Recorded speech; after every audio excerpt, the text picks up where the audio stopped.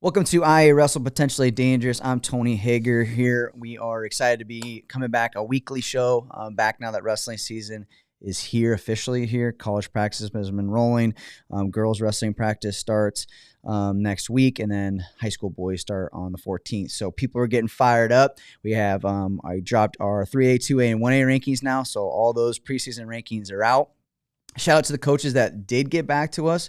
We appreciate you just giving us information about where kids are going, because we got kids that are playing football coming down. They're heavy right now. So obviously, preseason tournaments, it's kind of hard for us to tell what's up with that. So, and, those that are telling us the actual weights too. So like, I know some of you guys are being sneaky out there and not telling us the whole deal, but it is what it is. So hopefully our rankings are as good as they can be right now.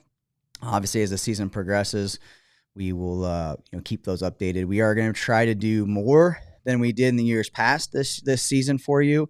More girls rankings as well, now that we have more tournaments to pick from, more matches to pick from. So hopefully that makes sense of why we haven't had as many girls rankings as the boys. We're also going to have more youth rankings this year, now that Randy is here with us. So super excited to have more youth wrestling coverage. She'll be at the preseason nationals this weekend. So I'm taking pictures. If you didn't get in on the pre-sale or pre-buy pictures with her, hit her up. Maybe you can talk her into having you take pictures for you. So that's on the agenda. I got a full show set list for you in November coming up. We're going to be talking with Coach Mitchell, Coach Dresser. We got Moen on the podcast as well, set for November. And then I think that's it for November. But we got big events coming up. The Grandview Open. We've got the Viking Scuffle. We've got Grandview versus Iowa State. I think we're going to be at the Simpson invite here, or the Open here next weekend as well. Girls wrestling is there as well. So that could be something we'll hopefully have news on here in the next 24, 48 hours. So be on the lookout for that. But speaking of Grandview, you guys all saw the social media stuff, who we got on the show, but it's always good to introduce them. Two-time national champ, Grandview Vikings, Grant Henderson, and also the club coach as well. So you got lots of hats. You're assistant coach at Grandview, lots of Grandview in your blood, right? Yeah, so for sure. Welcome to the show, man. Thanks. I appreciate it. Yeah, I thanks for appreciate having it. me. So there's lots of, when I'm making the graphics, dude, I'm like, all right, so what hat do you tell people, hey, this is what I am, right? Like, I'm the Viking wrestling coach, because that's a job, right? You're also assistant coach at Grandview. So are you just this is all the jobs that I have, or how do you sell yourself? I got them all. Yeah, no. So it's all of it. Yeah. It's all one. Grandview obviously has a lot of coaches, right? And Coach Mitchell does a great job of, in my opinion, giving everybody their roles and whatnot, right? But now how long have you been actually officially on staff since you graduated? This is year 4. Yeah, year 4 with Grandview. Okay. Yeah, so getting into the swing. Yeah. So did they have you out recruiting and stuff too? Yeah, I'm doing all of it. And that started right away. And like you said, coach does a really good job of kind of delegating, but he also lets you do what you want to do as far as the realm of recruiting in the practice room, all that stuff. So he does a really good job just kind of letting you take what you're good at and run with it. So again, lots of coaches, but that's why I was just kind of curious of like, I mean, you see Turner, right? You just see like there's like 10 coaches, 12 coaches sometimes, and don't know like what's their roles in the room are. Are they actually on staff? How you guys manage that? I guess making sure that everyone's on the same page. Like, is that ever really an issue for you guys? Or just really communicate well? Or no, I think we do a really good job. All our coaches are bought into the program. They've been around. You talk about Turner; he's been around since the beginning. Yeah. And then all the other guys, they've probably been through the program, or like I said, they've been there for years. So everybody kind of finds their own role, and then within that, we're all bought in. We know what's expected and what our guys need. So, and I imagine like things have probably changed in these 4 years, right? Sure. As an assistant coach at a national contender every single year, and then also trying to grow a kids program too. Is there times where Mitchell were like, dude, like I need you here, and you're like, well, I got to do this. So like, how I guess have you managed that, like expectations, I guess? Yeah, it's always a juggle, right? Trying to figure it out and try to be better moving forward, and it's kind of one of those things where I'm lucky now where I'm at. I'm in the office full time. I do individuals, so I'm around. I can work on the college stuff and be able to work on the club stuff all at the same time. So I'm super lucky to have the ability to do that, and it's not without work, right? We have to fundraise and make it happen, and so I'm just grateful for that because it was there for a little bit of a juggle trying to piece everything together, and we got it going, so we're good. So the club scene obviously is always changing, right? And I kind of wanted to just we had Carew on here with Big Game, and obviously one of the big clubs in town and in the state, in the country, right? And just kind of I think it's interesting to find out like where you guys come from, like who molded you and what the club scene looked like when you were a kid, and things that you learned maybe from that you're trying to not only just like as an organization, but also like how you coach your kids, right? Yeah. So, Alburnett High School, it was where you wrestled, but like where did you compete at going up through there? Were you in the kids club? Were you at a different school? Like how did you kind of get into where you're at now? Yeah. There really wasn't a whole lot when I was coming up as far as, elite programs. So I was at Alburnett Mat Pack and we started in Shalista's basement, and then there was probably like 10 of us, and we kept training, and it grew, and he actually built like a machine shed, and we moved out there. And so we were doing that for a while. And then as I got older, like DC Elite was in the co-room when I was coming up through high school. So that was just another place to be. It opened an avenue to connect with, guys outside of Alburnett. And so that's where I trained there. And, really then that was it in that area. It was DC for a while. Obviously Mat Pack was still around, and it still is. And so it was more school-based back then, I think, more than it is today. So are they still in the machine shed?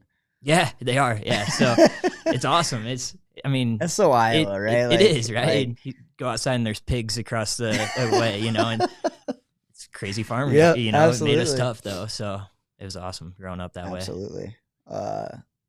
It's just crazy how far time has come. I mean, that's less than 10 years ago, right? Not too long ago, yeah. Right? I mean, as far as like that the club scene has just come to a completely different place where we have people have their own facilities. Wrestling rooms are not in machine sheds anymore. Some of them are, right? You just got to do what you got to do.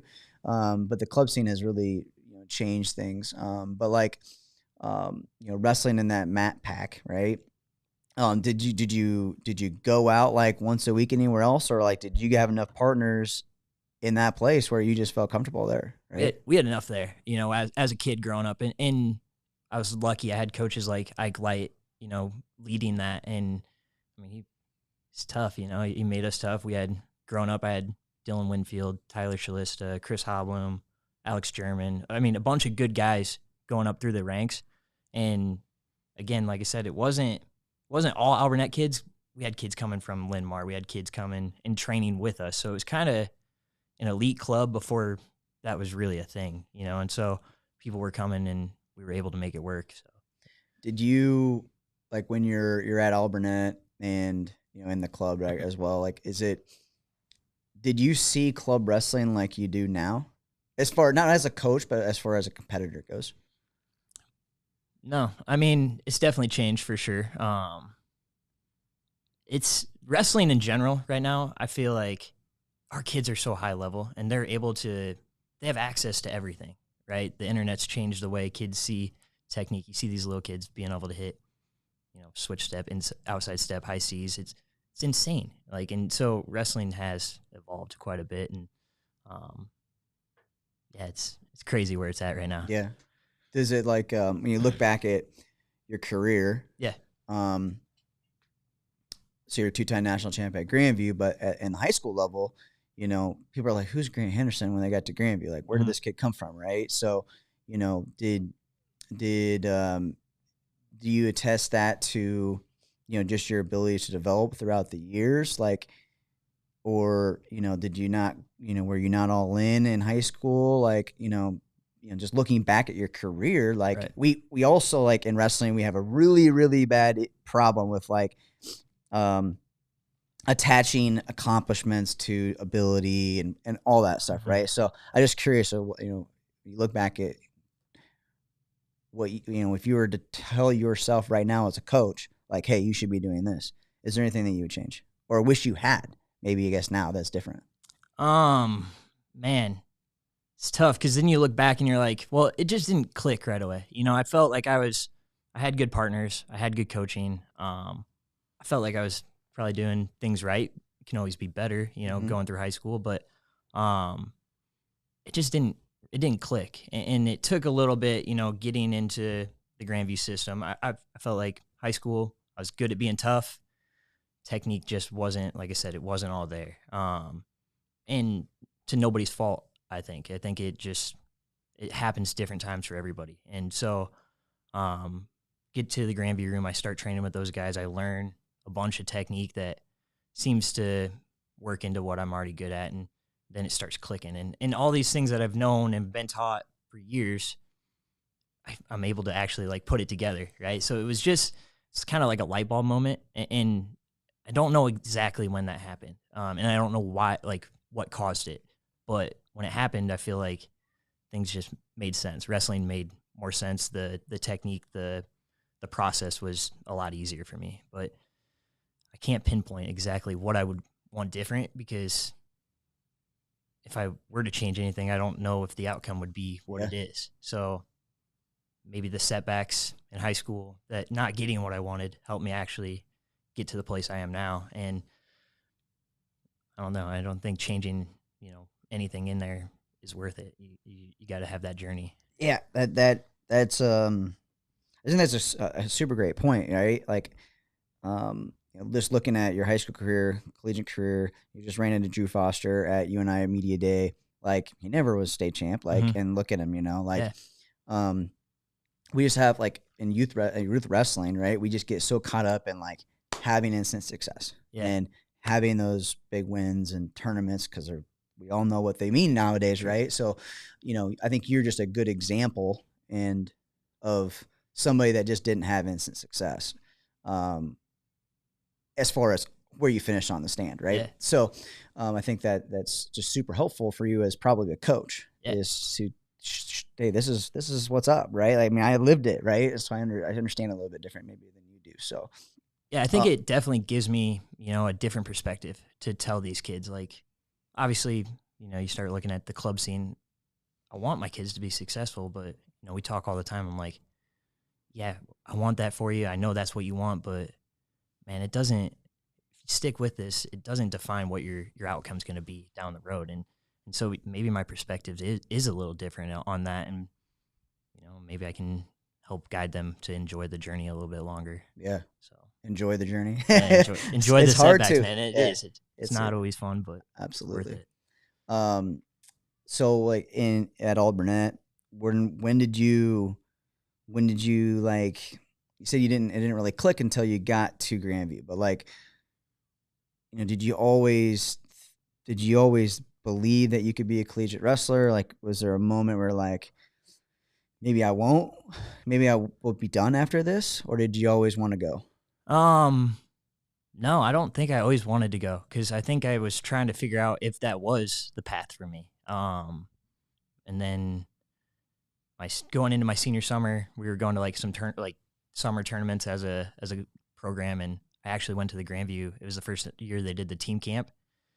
Did that, and I was around those guys, and it was just the next step. And I was like, dang, I want that. Like, they're having fun, they enjoy what they're doing, and I did, but it was kind of like, do I want to keep doing this? Yeah. And so I had to have that conversation, and just being in that environment, being around it, it kind of just opened my eyes. It was like, yeah, that's what you want to do. You don't get to do it forever, so why not, right? And so, yeah, it took that being that around team camp. Yeah, for sure. I went on visits, but it was just like, I was like, I don't know if this is what I want, and just being around that was what opened my eyes. Crazy. It's weird. It was the first year too, like happenstance. We just go there, like it. What are the chances, right? And so weird how it works out. Yeah, I mean, without that camp, you might not be here today, right? Yeah, so, sure.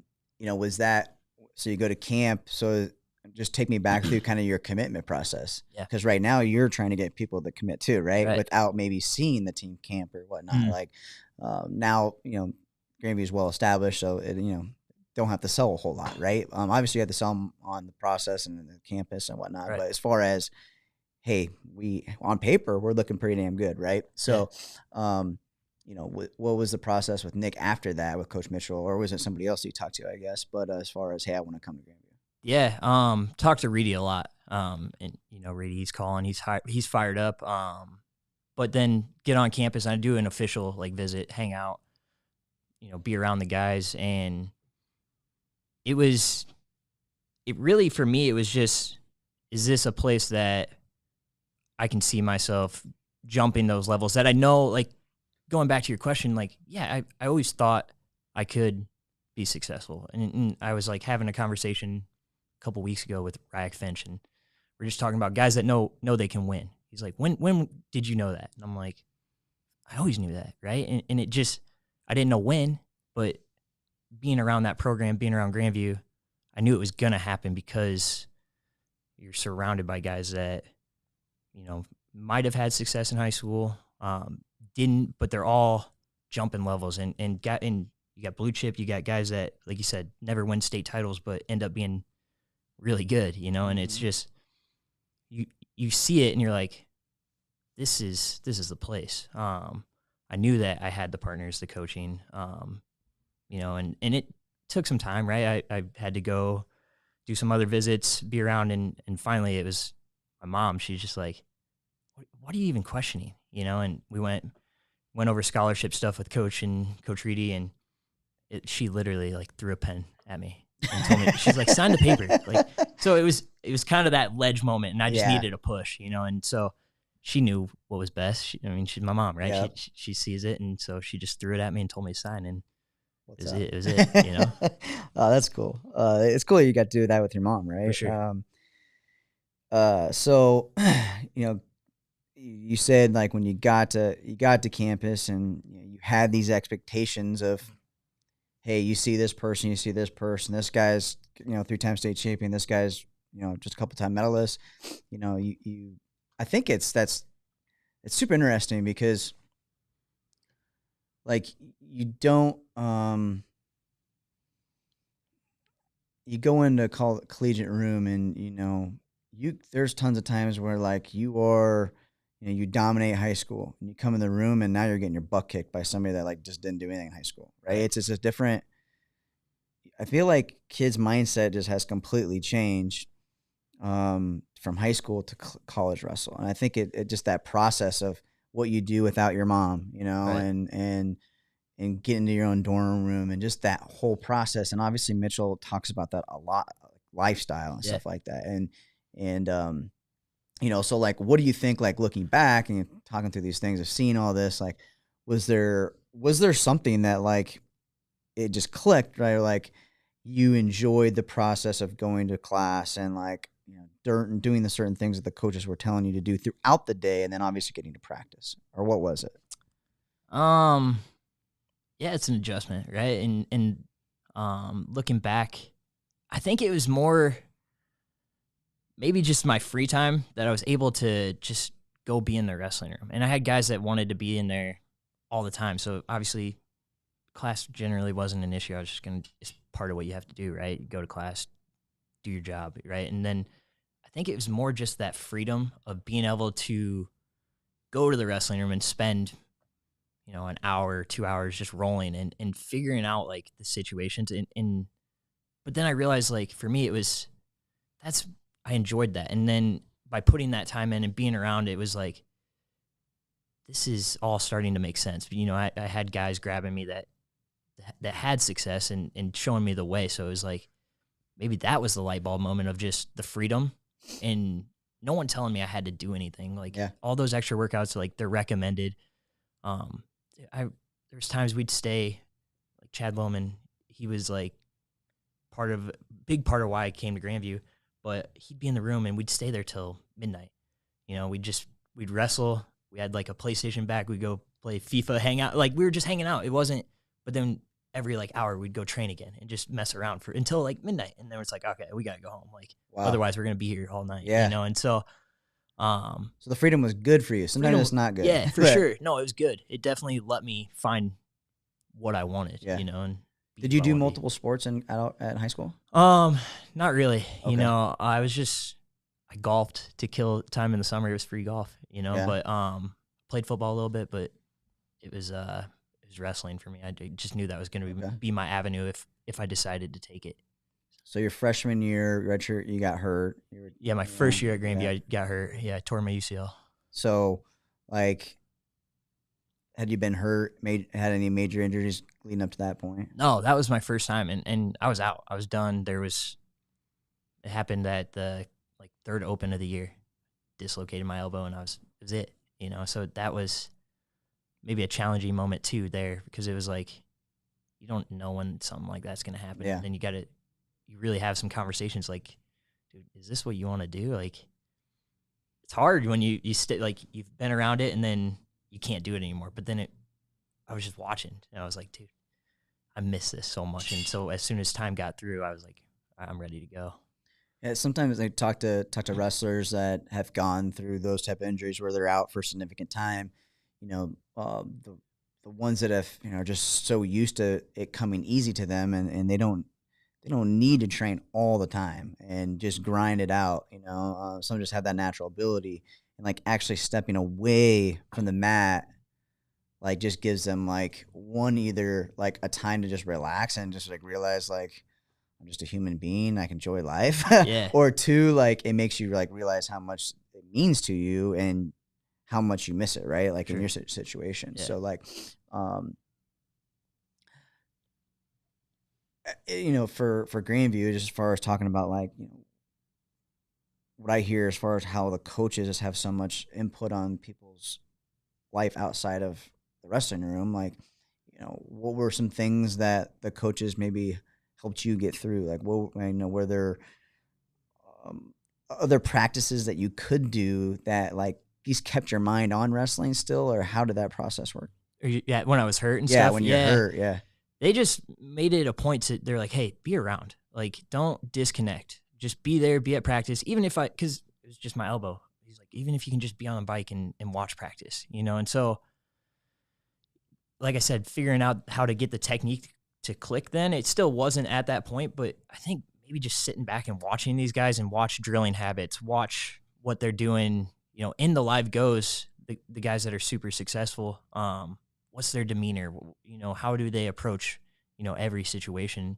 That probably, was a huge help to me, and so it wasn't anything they said to do. It was just being around it, and so the direction of, hey, just don't cut yourself off and be here, be a part of the team still, was what probably helped the most. Interesting. Okay. That makes sense. Yeah. So when you came back, like, were you anxious about your, hurting it again? Was there a time where they're just like, dude, you're full motion, you're good to go? Or Yeah, I think it's anything. Your brain kind of gets, you have an injury. It's like, well, I don't want to get hurt again, And so, of course, starting out, I was like nervous and didn't really want to post my arm. And you have to get through that, because there'd be times I'd be like wrestling and I'd be wrestling. I'm protecting my arm and I'm like, I can't wrestle like this. I'm thinking too much. I need to just like let it go and just wrestle the way I know how to wrestle. And you're not going to get hurt if you stay in good position and get strong. So it took some time to get over that, for sure, but got through it and figured it out. Did you get your butt kicked when you came back? Always. Yeah. Yeah, for sure. I mean, looking back on my time there, like, dude, I got my butt kicked a lot, but I enjoyed that. And I think that's almost more enjoyable story than the other stuff, because, we talk to our guys about, especially young guys coming in, we're like, you're going to take some butt kickings, right? And like, but get through that, and down the road, you're going to hand them out. And it's kind of your rite of passage, right? And it's the things that we all talk about when we get done. We don't really talk about our success. It's, all right, I got my butt kicked by I feel like that, yeah. like all these guys. It's crazy, right? And so, but it's your rite of passage. So it took a lot of them.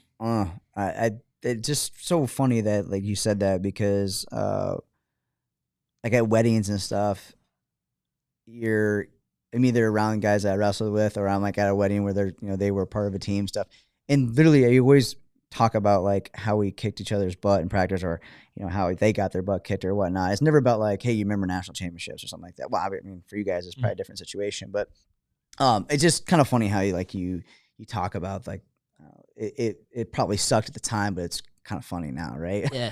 But so all right, so just fast forward to just like starting to have that success that you didn't, maybe you had success in high school. I don't want to say like you didn't have that. Yeah. I didn't get what I wanted, for you know sure. what I'm saying? Like, so like it starts to kind of click again, right? You feel like you're full motion and, starting to have that success again. So like, was there again, like a switch that like, all right, I can be the best in the country? Or were you always like, when you came back, have a little doubt? Like, was there any match or like event that you're like, all right, dude, I'm here? Honestly, it was probably nationals my sophomore year. And I actually get to the semis. In my high school time, I lost in the quarters to a kid that ended up being a 3-time champ in my senior year. So I never got past that little hump, right? So it's those little victories of getting through that. And then you win the semis, and I'm like, I think right there, it was just maybe just a reassurance that I know, like I know what I can be.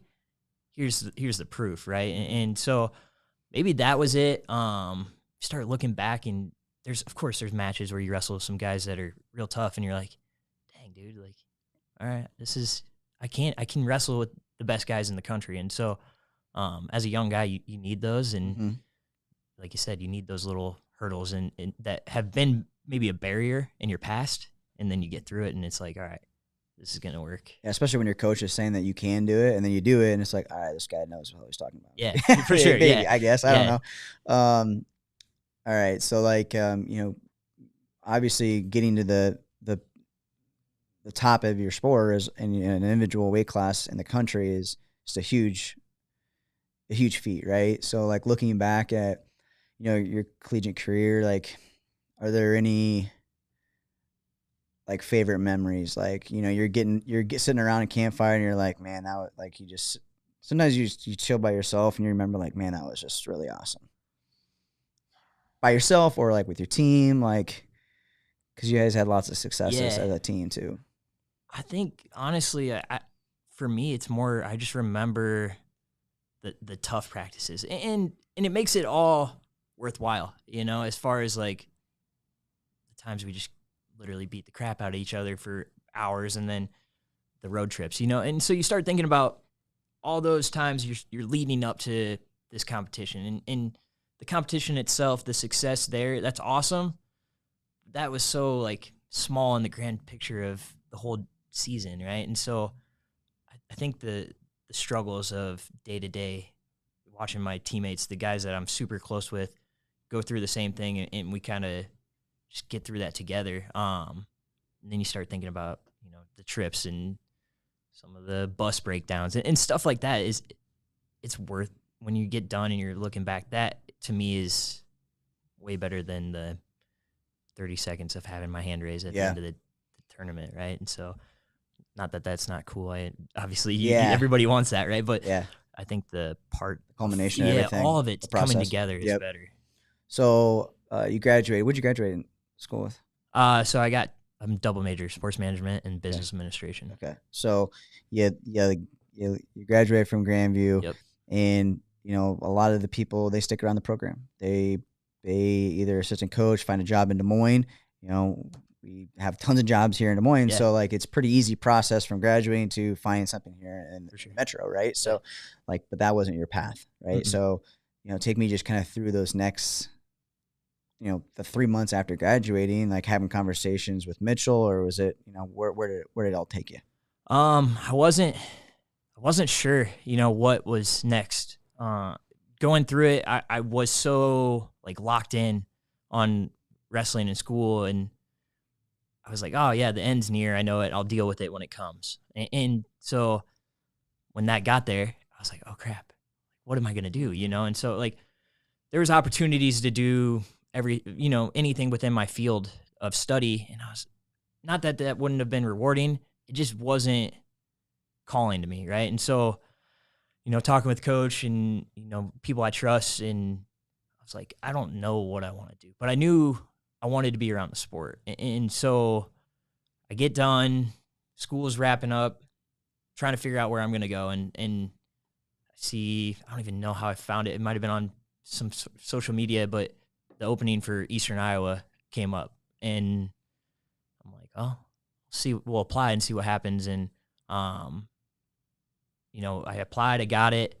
And so my path took me back to Eastern Iowa area. So kind of crazy, like not knowing, but, and you know, it worked out. It got me to that spot, and I learned a lot while I was there. Because you walked into a program that, you know, had some established athletes. It had, you know, the program was kind of set, you know, before you, right? It wasn't just like a, you know, branding doesn't have to change, you know, none of that really changes, just kind of who's leading those kids out there. And you still got to try to get those kids to believe in you, right? For sure. You know, it's just like, you know, because they're not, club wrestling is it's just crazy, like how the whole thing works. It's like a collegiate program, but like maybe at the time when you came in there, you know, your guys' club was what the options, there wasn't a ton of options, right? Mm-hmm. Maybe. So like you were expecting to have them all stay there, but at that time, end of the day, like it's got to be the right fit. Yeah. For that youth wrestler, he's got to feel comfortable, and the parents right? Got to trust you. Yeah. The parents got to trust that you have, you know, the same mindset that maybe the coach before you, right? So like, was that, would you say like the learning process is handling the parents and handling the youth, because you're going from around guys that are basically self-sufficient, have coaches helping them in the collegiate program, to now like you kind of have to push a lot of the people along. Yeah. Juggling parents was probably one of the biggest hurdles, you know, and just because, like you said, you're in a college room and you don't have to, I was an athlete. I didn't have to deal with the ins and outs of everyday life, and then change, and you start talking to youth athletes, and you got parents that they have their opinion on ways, and not that it's wrong, but they have their own opinions, right? And so you got to be able to juggle that, and it's their kid, right? And so yeah, that was a big curve, trying to figure out how to, one, get parents to believe in me just graduating college. Obviously I had success, but that doesn't guarantee the belief, and it shouldn't, right? I should earn those athletes' trust. I should earn the parents' trust. And so that was probably I knew that going in. So I just focused on just doing what I know I should do, stick to who I am. People that like that, believe in that, they'll stick around. And if it's not for them, it's not for them, and that's fine. But hopefully it is. Yeah. So, I mean, so you know, the time at Eastern Iowa, you know, you said you learned a lot, right? And you got to coach a lot of some big names, right? yeah. So who were some of the kids that were in your room? It's pretty crazy looking back. So I had like Tate and Kane Nachtenborn, they were there. Vilas, had all those guys coming in. I had the Happels, I had Seabreck. Keeter was splitting time. He was going to Seabolt and with us when I was there. Aiden Noonan, the Noonan brothers were there. I mean, so I walked into some pretty high level guys. Yeah. I think everyone you mentioned is all going they're D1 or they're going They're D1. good, yeah.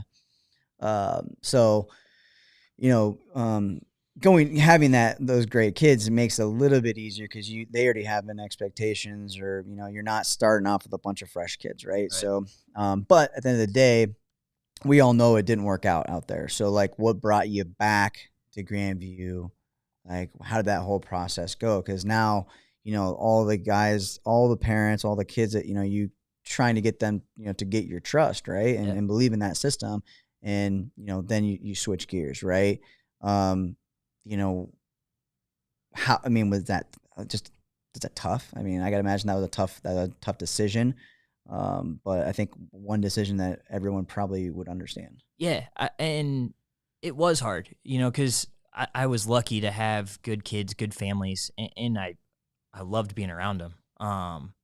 For me, the biggest thing was I was only with them 3 to 4 days, an hour and a half to 2 hours a day, you know? And so, yeah, as much as I want to continue to preach what helped me be successful as far as the stuff outside of wrestling, I don't get a check-in on everyday life for them.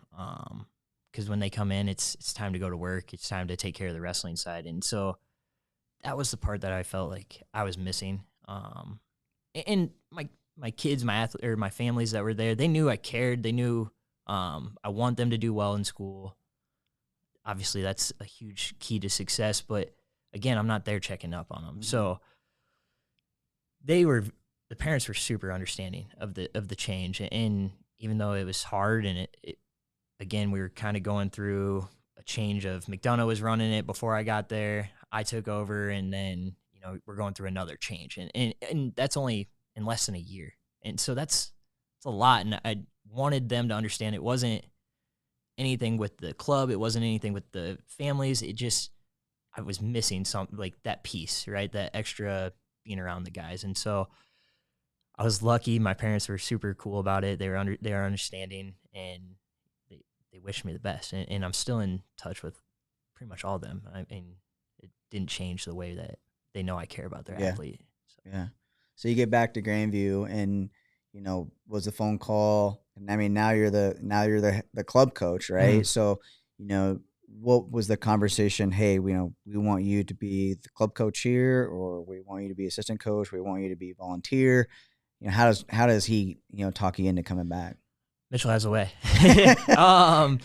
And it's funny, like, looking back, I didn't really plan on doing the club stuff at Grandview. That wasn't in my cards. It was just the college stuff. And Coach called. He's like, "Hey, we fundraised enough. We got some ideas how to make it work. Let's talk." And so I was like, "Okay, of course," you know. And he knew I loved the program. I loved Des Moines. You know, I still had guys that I was on the team with. You know, I want to see them succeed. I want to be able to help them on their journey. And I come up, and of course, again, Mitchell's he's good. He knows how to get me sign the paper, you know. And so it wasn't too much convincing. It was just he knew. And going through the process at Eastern Iowa, I stayed in touch with him and Reedy and all the guys around here, and they knew. They'd check up. They're like, "How's things going?" They knew some of my frustration as far as the limited time that I had with the athletes. And so I think they just knew it was going to be a good fit. And then obviously I get here, and then I take over the club. And I love doing the club stuff just because you get in the college scene, and it's you got to have results, right? You want your kids to have what they need to have. But when I go through the kids stuff, it's more, I know it's fun. Like, it's supposed to be fun, right? Especially beginners and kids going up through the program. I know from my experience, when it's not fun, it's not worth it. And it makes it worse. And you don't want to be at practice and you don't get the most out of it. And so I love the kids stuff. I love seeing them come in, run around, play dodgeball. And it makes it, kind of puts it in perspective. You know, it's like, this is why we started in the first place. Yeah, the results are important. We want to have success, you know, as they get older. And that's kind of the expectation, but this is the whole point of it all. So yeah, as a youth wrestler, those completely different levels, right? Like we got a guy that's a junior in college that, you know, we're expecting him to be able to handle putting on his shoes and right, yeah. and the youth guy, you're like, okay, I gotta tie your shoes. Tying Yeah, shoes, small little wins, like, okay, Yep. this kid might learn how to tie his shoes from wrestling practice. We got to figure it out, right? yeah. Like mom and dad is just as being a father too. Like I like those things. Like you see a coach like tying the shoes. Like, you know, I don't think about like I just tie his shoes, right? But he's got to learn how to tie those shoes. So like I've seen a coach, you know, those little wins, right? Yeah.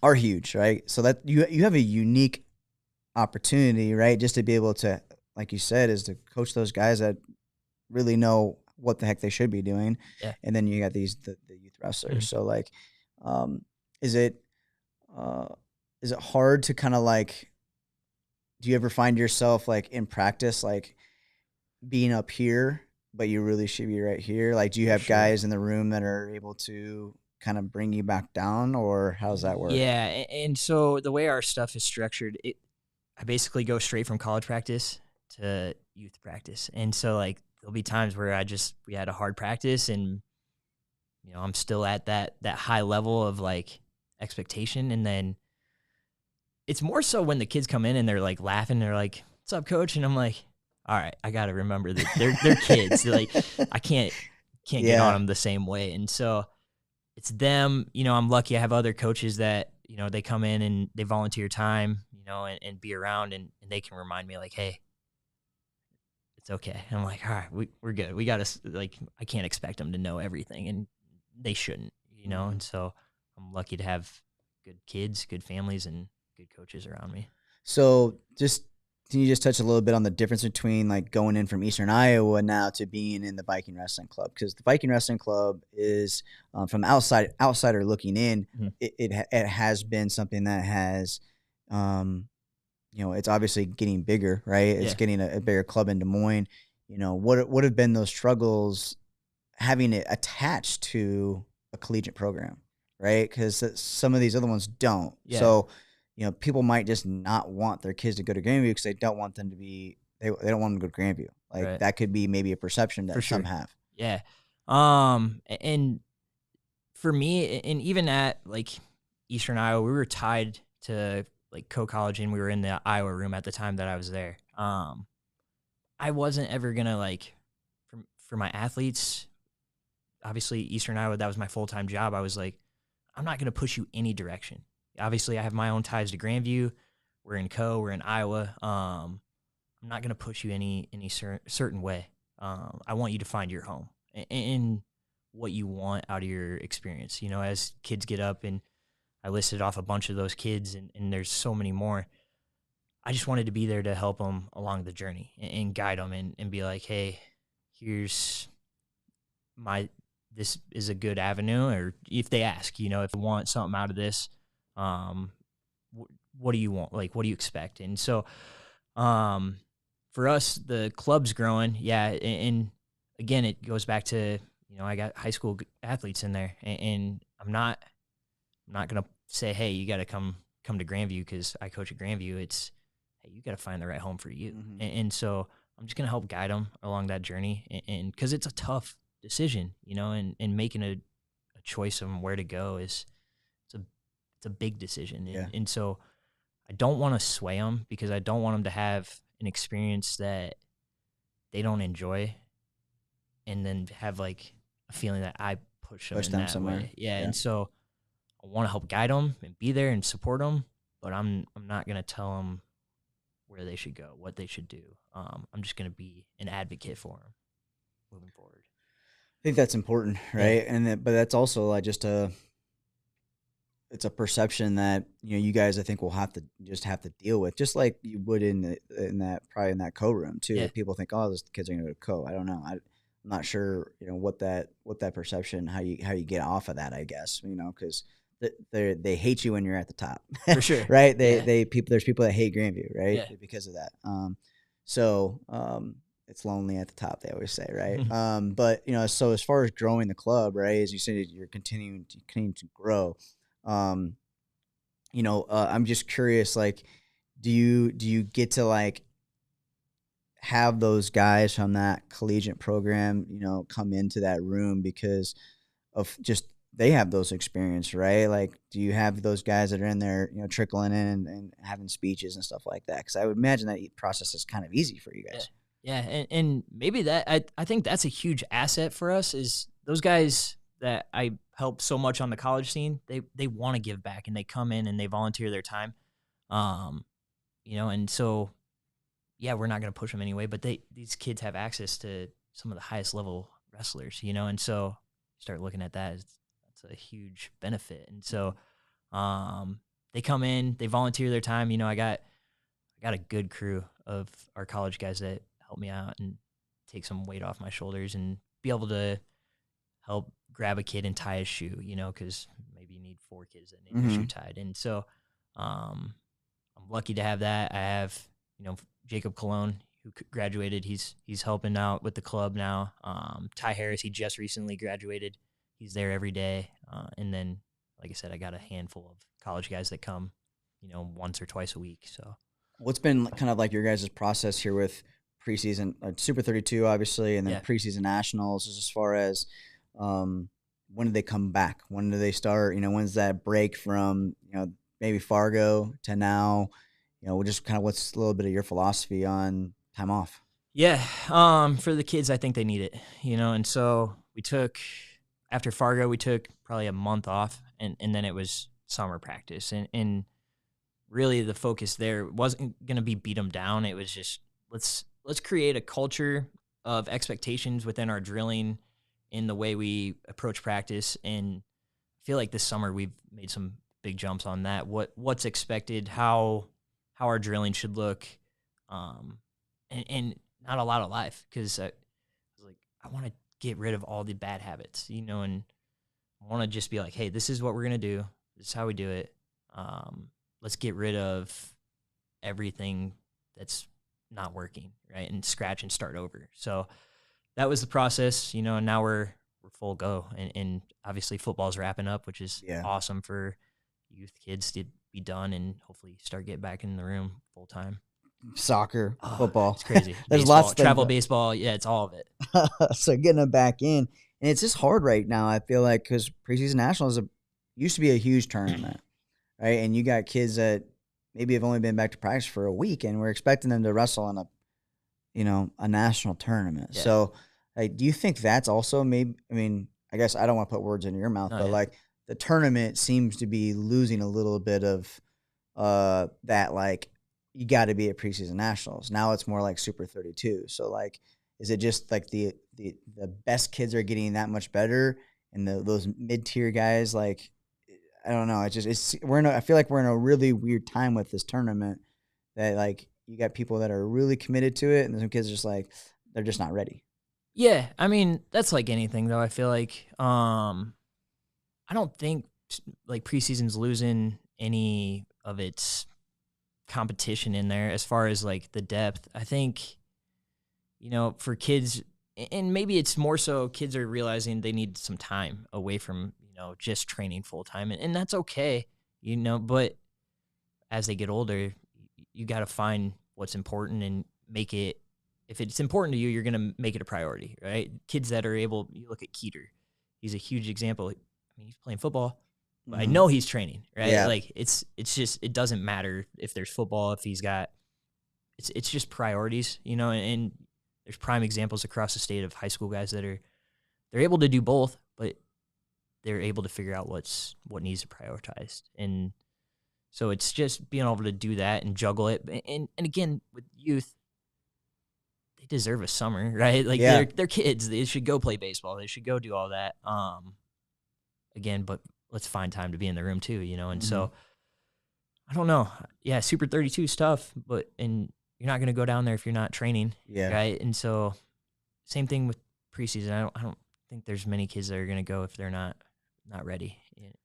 So that's what, like, I felt like a lot of, like, maybe just the numbers are down because I think people maybe are just realizing, like, maybe we should get back and, Sure. and take I some haven't time even off, looked at the right? numbers. They just were down in the last few years. Yeah. So that's why the kind of it's trending down. So I just curious to get your thoughts if just maybe coaches are like, maybe we should just take some time off. So, Sure. But that preseason nationals is coming to Des Moines this weekend, so I'm sure there'll be tons of kids there, obviously. Yeah. But this also kind of brings me into the point of your youth tournament, right? So last year was the first year, making it like a big deal, right? That was the first tournament that the club has put on. You guys had brought the hammers in, so something super unique.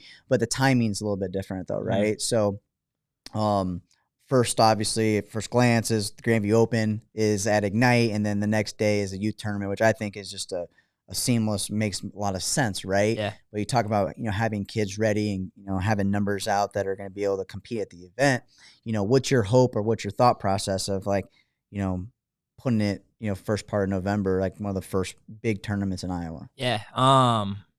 Obviously, hopefully it's a good kickoff and it's a good way to just get back in and gives you something to train for these kids, getting back into wrestling and coming off football, and it gives your training a sense of direction. And so for us, it was last year, I think it was in December that we did the tournament. It was awesome. And that was my first tournament we've run, and it's stressful, but we got through it, and I was lucky to have some big help there. And, but for us, it just made more sense, like you said, to piggyback off the Grandview tournament and then have the kids. And so we'll have everything set up, a little less stress of moving mats, and hopefully, like I said, kids going to Tulsa, hopefully it's like a tune-up, go get a few matches in and compete, and make sure we go compete well at Tulsa as a state. What were some of the biggest things you learned from that tournament to this tournament? What changes have you made? Are you doubling down on the process? Where's your... Because, everyone thinks it's easy to run a tournament. Yeah. Like, right? Like, until you actually do it and you're like, oh, crap. Right? So, like, I think everyone that I've talked to that, like, they want us to start a tournament, or someone starts one, then it doesn't really work out. Yeah. They're just done after that first year because there's a lot going on, sure. right? So what are some maybe things you learned that you're changing? Yeah. Last year we were doing it all. Concessions, and I didn't really know what that all had in store. That's a process in itself. Just concessions. Concessions is insane. Like, obviously it's a good moneymaker and it's fun. Like, it's good, but there's a lot of work that goes into running a concessions. You run out of food, and I'm running the tournament. I'm trying to coach my kids and be around them. Again, I was lucky to have coaches around to help coach our guys, but I really didn't coach that day. I was running the tournament, going to get pizza, all of it, So I'm not doing concessions this year. The Ignite's going to run all that, which is I'm trying to delegate more this year and let people take care of things that that way I don't have to do it. And I can focus on making sure the tournaments run well. I can coach our guys, make sure, if anything does come up, I can be able to put a fire out. Yeah. So a little more delegating. Yeah. So one thing I noticed on the tournament, though, is like looking into as far as weight classes, and getting that stuff together. So, like, are you want this to be, an 8-man tournament? Are we talking 12-man? We're talking 32. Like, what's kind of the happy medium, 1-day tournament, right? Yeah. So what's the goal? Let's bring the best here, and so there really isn't a set number. Okay. Last year we did 8-man brackets, and that was awesome. I thought, looking through our brackets, we had some tough competition there. And this year we're going to have a beginners division that's separate. We got a girls division, and then we have our elite. And so within that, I really want brackets to be big and full of good competition. And hopefully that's a driving force for people to come out and be like, let's go wrestle the best that we can right away and test ourselves and then make adjustments moving forward. And like I said, kids going to Tulsa, hopefully it's another test right before, and we can make some adjustments before we head down. And it's like anything for Iowa. I want all Iowa to do well at national stuff. So hopefully that can help be an asset to them. So one big change is it's going away from the university. It's going out to Ignite. They're going to have 16 mats for the Grandview Open, which, you know, for a parent or a club coach, like, okay, that's a big deal because, you know, you guys have the ability now to maybe go down to 8 or use all 16 if the numbers are big, right? Yeah. So like, it's not. It's gonna look a lot different than it did last year because you can run a lot more matches faster, right? Sure. So, that ability is gonna be a lot. It's all gonna be in one area too, right? Yeah. That last year it was fine. I mean, we set our cap at 400, and we maxed out, and there was people trying to get in still through that morning, but like you said, it was limited space, and it worked. But hopefully this year it's bigger. It's better than ever, you know, and keep moving forward and make it better each year. So the Viking scuffle. It's on the Sunday after the Grandview Open, you know. So like you're gonna be in that. You're gonna be there all day. You're not. No, I'm staying. You're just gonna stay out there. I'm sleeping there. And so as far as the Grandview Open goes, and switching sides here a little bit, like, you know, that tournament itself has just been compounding and growing. I mean, last year we had mats in the Southeast Polk wrestling room. I'm just cussing out Mitchell. Like, what are you guys thinking? Like, you know, how are we going to do this? But we know, like wrestlers do, we figure it out, right? But like last year was really long, right? So super important for that event to move to a different, you know, and outgrew Southeast Polk. None of fault to Southeast Polk's facility or how they ran things. It's just outgrown it. And that event really is, you know, the Kaufman Open was like a big open tournament at the beginning of the year that, you know, you just had to go to. You had to have those opportunities. Iowa State brings their freshmen. Iowa sometimes bring their freshmen. UNI, you know, sometimes I feel like the tournament is kind of getting overlooked on a national thing. I don't know why that is, but hopefully this year is different, right? No, it's gonna be big. Yeah. Who do you know what teams kind of come in this year? I know there's gonna be a lot of NAIA schools. They're going to be there. I know a couple JUCOs are going to be around, which is going to be awesome. I know it's going to be schools from across the country coming in, and it's going to be huge. It's going to be fun.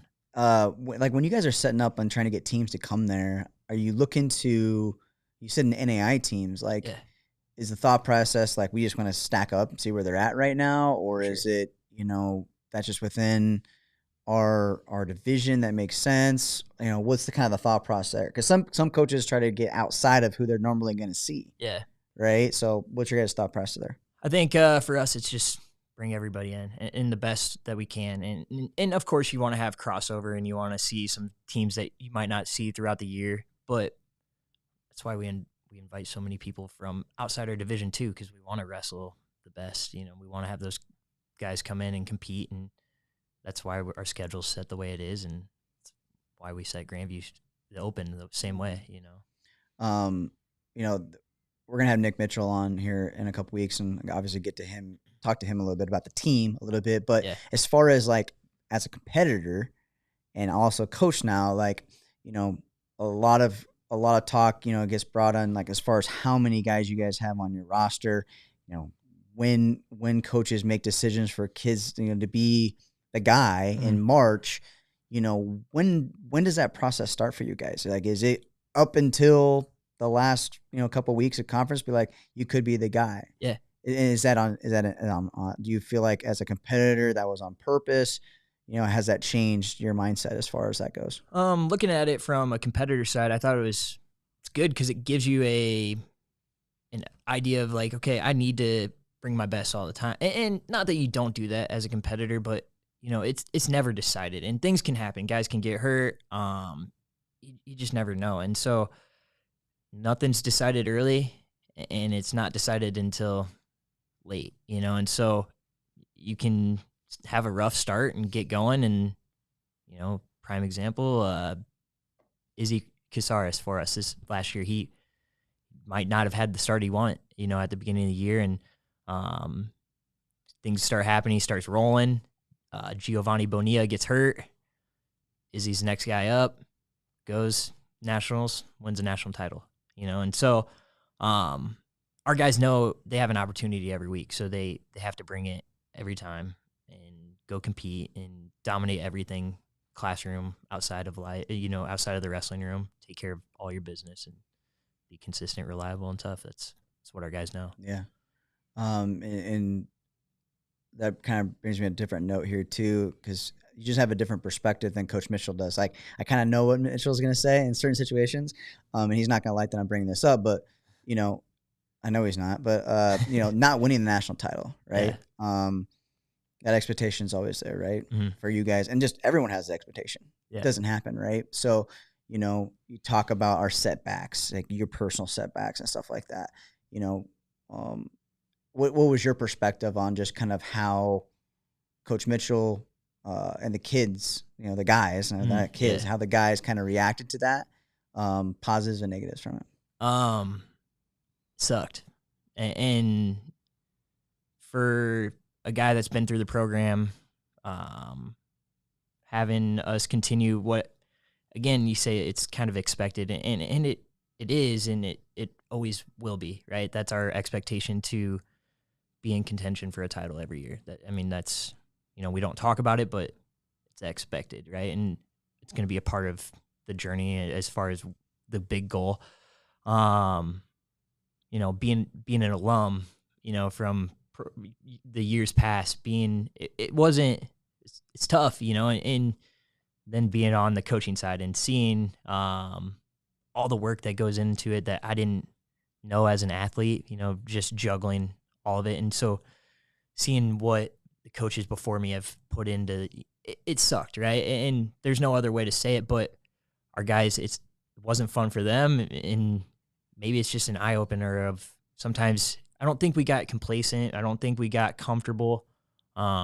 Things happen, and so you just had to figure out how we weren't going to reinvent the wheel, because like what we knew what we did, like what we do, it works, right? And it's not that anything needed change. It's just that year was tough, right? And no excuses, none of that.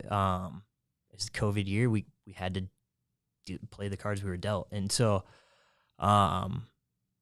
we just knew that we had to get back to what we do and just tweak it and be better moving forward. I think it, like, as a media person, as a fan of wrestling, like, it almost kind of made you guys real. Like, okay, we just kind of expect Grandview to win it, right? And in talking with Mitchell a few times, like, it, you, to unknown fault of his own, like, you guys made it look easy to win, like, and get the top guys, get the top transfers to come in when they need to, develop guys that, like yourself, develop kids that no one else recruited, and now they're, winning national titles. They're on the stand. Yeah. It just seemed to be like you guys it just happened. And I think it made it reality for fans of Grandview probably, and just like media people were like, okay, like, this is, even though it's a bad thing if you're wearing black and red, like, it's, for us, it's like, okay, and for everybody else, I think it's like, okay, these guys can be beat. And for the rest of the NAIA, I think gave everyone, like, it makes everyone step up their game, right? Because what really made me, like, as a media person, pissed off is hearing other college coaches, and this happened in the division, basically say that it's not fair, or they have this or they have that. This was when you guys were winning lots, right? It just was not going to be possible. So, like, me, just personally, I was like, well, it can be done. Like, it happened. So, like, there is just copy the process. I don't know. Like, just, like, don't have that mindset that you can't make it happen. Like, do we lose ourselves as college coaches, like, or college programs? Like, the goal is to win, not just to be able to compete with a team, right? Sure. And I could see how, college coaches, I won't name any names, like, could feel like that because it's just so hard to get ahead sometimes, maybe. But, like, obviously it's doable. So I just thought it was, like, a good lesson for it, because the sport in general at that division. Yeah, for sure. And our division continue to grow and get tougher each year, and that's awesome, because that is going to raise our level. Means I got to work harder and keep getting our guys in, keep developing our guys, and that's fine. I mean, that's what we want. We want to continue to push ourselves and see what what's best for us. What's our best performance, Mm-hmm. And so, yeah, keep getting better. Yeah. We'll So, keep getting better. so, as far as testing yourself and putting your guys there, we haven't seen the Grandview Iowa State duel for a while. Yeah. 10 years. Yeah. It's happening again this year. Yep. Different venue than Hilton, but it's at, I think, a cool venue for probably a lot of the high school kids that are grew up in Iowa, maybe, or maybe like a small tent, a gym to be able to come back to Humboldt and compete there. You were there at redshirt freshman. Yeah, I was said, in right? Hilton. Yeah. So like, as a coach, like what kind of like, does the process change at all? Because the end goal at the end of the day is the NA national championships, right? But like, it's a good, just an awesome opportunity for your athletes and for the program to be able to compete against a D1 program, not outside of a tournament, like in a straight up duel. Yeah. I got to imagine people are pretty excited. For sure. And we just for us, it's just Simpson first, and then we got the Grandview Open. And so we got to take care. We're going to send a good group of guys to Simpson, and then pretty much everybody's going to wrestle at Grandview. And, we got to get through those weeks first. And the process I don't think it changes. We just keep, like I said, we keep trying to tweak it, be better moving forward, and make sure our guys are prepared every week. And so that's the goal, and we'll take care of business. And then when we have to go up to Humboldt, we'll go up to Humboldt. Yeah. Okay. All right. Well, I'll leave you with this, I guess. Just, there's just not a lot of people that are in your situation, like assistant coach and a youth club coach. So, wrestling people are goal-oriented people, right? So, like, what does your goal board look like? Right? This is my Grandview University goal. These are, what are some of those things that are on your goal as a coach that you hope your athletes are trying to get this year? For our Grandview guys, I just want to help those guys, eventually get the goal that they want at the end, right? But through the whole process, the ups and downs, the life things that will happen, man, that watching those guys get what they want is 1,000 times better than getting it myself, and I feel like that's just the eye opener of like, this is what I'm meant to do. And so for them, it's okay. Let's get through everything. Let's be the best version we can be. And then, moving forward, let's try to, week to week, be better each time and be the best we can be there. For the youth stuff, man, I just want them to have fun. And yeah, I want them to have success because it's important to them. And I tell them all the time, this is wrestling. And I have to teeter on this because for them, it's really important, right? It is. But at the end of the day, it's a sport. And so I don't want to like diminish the importance because it is important. And I want them to look at this and be like, okay, I love wrestling.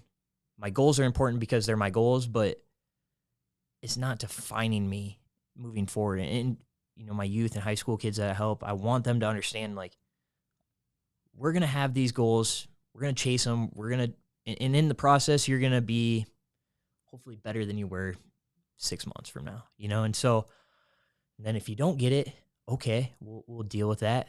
We'll readjust and we'll keep moving forward. And so, but you're not defined by the results on the mat. And so I want them to understand that more than anything. I want them to have success though, because I know how important it is to them, but I more so just, this isn't like defining you. Yeah, it's a big part of who you are, but enjoy it when you deal with some tough situations and losses, and enjoy that too, because that's going to help you move forward.